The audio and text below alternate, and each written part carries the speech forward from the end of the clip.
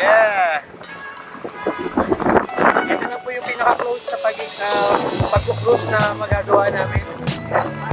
Talagang 2 dirhams lang po. Kapag-cruise na kami. Pang, una mo yung mga ibon.